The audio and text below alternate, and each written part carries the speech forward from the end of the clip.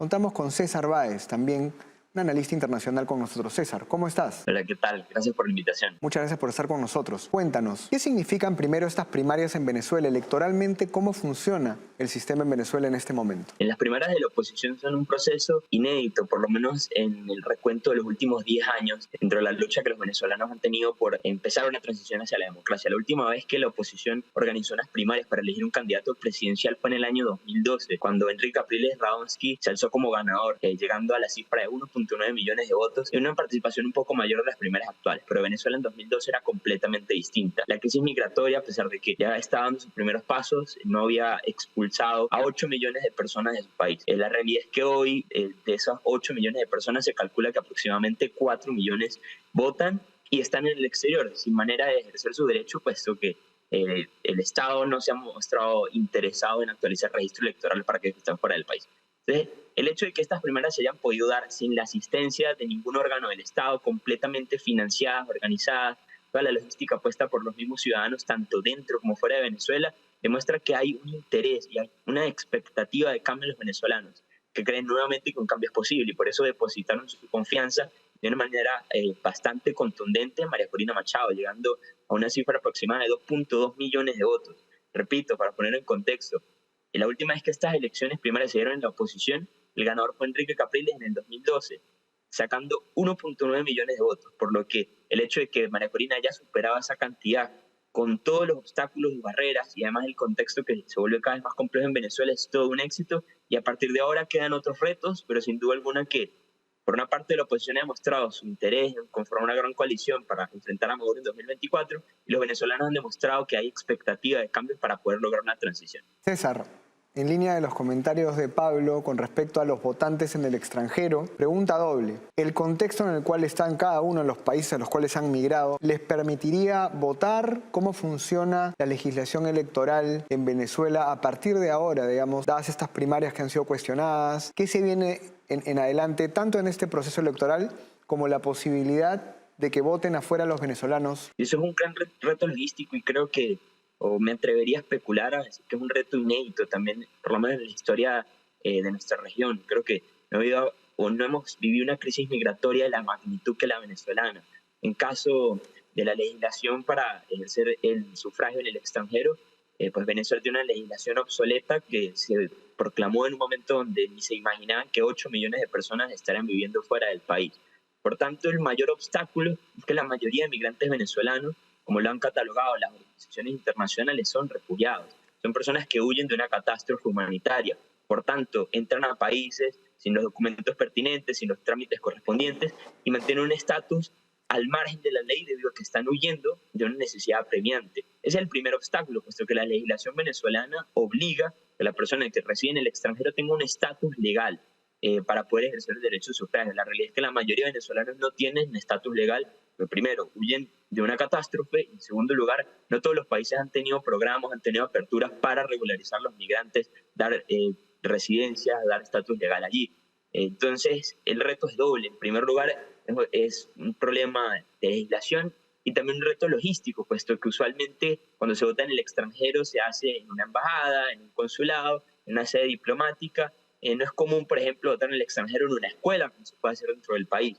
Por tanto, Venezuela, como lo sabemos, desde el año 2018 se produce una vacante absoluta de la presidencia, puesto que Nicolás Maduro fue electo en unas elecciones viciadas. Y a partir de ese momento, más de 50 países del mundo empiezan a reconocer a Juan Guaidó como presidente. Esto implica que en esos países donde realmente viven la mayoría de los venezolanos que han huido de Venezuela, tampoco hay una representación diplomática en este momento. Tal es el caso de Estados Unidos, por ejemplo. Entonces, es el doble reto de acomodar la legislación y que realmente existe una voluntad de que participen. En segundo lugar, poder dar la capacidad logística para que las personas puedan ejercer su derecho al sufragio sin necesidad de viajar horas o incluso días a una embajada o un consulado. Joe Biden ha tenido una política específica con Venezuela, muy distinta a la de otros presidentes. Cuéntanos un poco cuál es el contexto de las relaciones actuales entre Venezuela y Estados Unidos. Y desde la administración de Joe Biden se ha intentado un poco relajar el enfoque de máxima presión que había sido la característica fundamental de la pasada administración con Donald Trump al frente, que fue muy enfática en sanciones, en establecer un cerco diplomático y en tratar de aislar a la tiranía de Nicolás Maduro de la comunidad internacional, limitando su capacidad de financiamiento, su capacidad de negociar con otros países y sobre todo intentando limitar la influencia que otros regímenes como el de Rusia, el de Irán y el de China estaban teniendo sobre Venezuela. Como tal lo decía Pablo hace un momento, eso tiene severas implicaciones geopolíticas y estratégicas para Estados Unidos.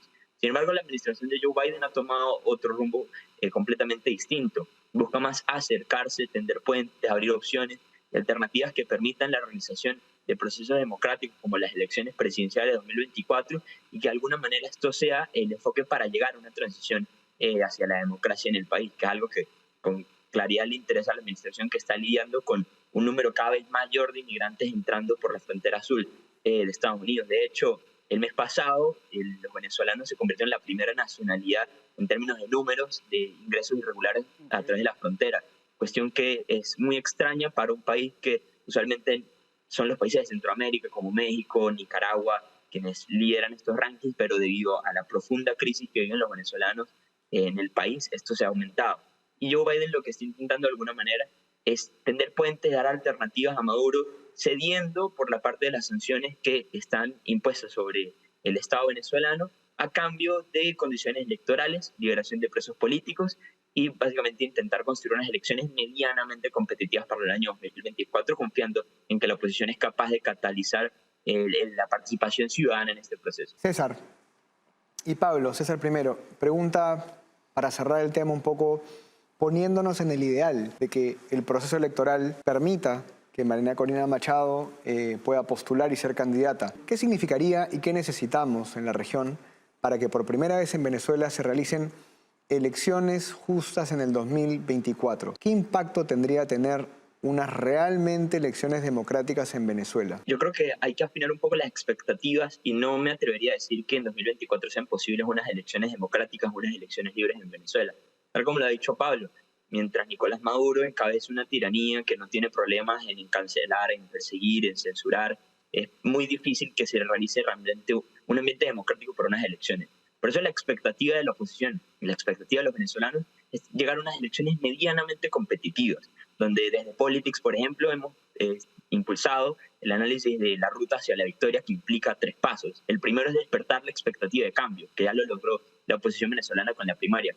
El segundo es una movilización masiva de participación y defensa del voto en las elecciones de 2024, que esto implica no solamente tener este impulso inicial, sino que la gente efectivamente en el segundo semestre de 2024, cuando se produzcan las elecciones, participe y defienda su voto, en las condiciones que sea, que probablemente no sean las ideales, pero serán medianamente competitivos, eso es lo que le apunta la oposición. Y en tercer lugar, tiene que producirse un quiebre dentro del chavismo, porque como coalición que controla, monopoliza y centraliza el poder, es muy difícil que se produzca una transición si no hay sectores dentro del propio chavismo que están abiertos, dispuestos o de alguna manera negocian la transición hacia la democracia. Quizá luego de esto, luego de un régimen de transición sea posible, luego de la liberación de presos políticos, de la actualización del registro electoral, de la depuración de las instituciones políticas, sea posible pensar en unas elecciones democráticas. Pero por ahora lo que los venezolanos queremos es un escenario medianamente competitivo donde estamos seguros podemos desplazar a Nicolás Maduro del poder.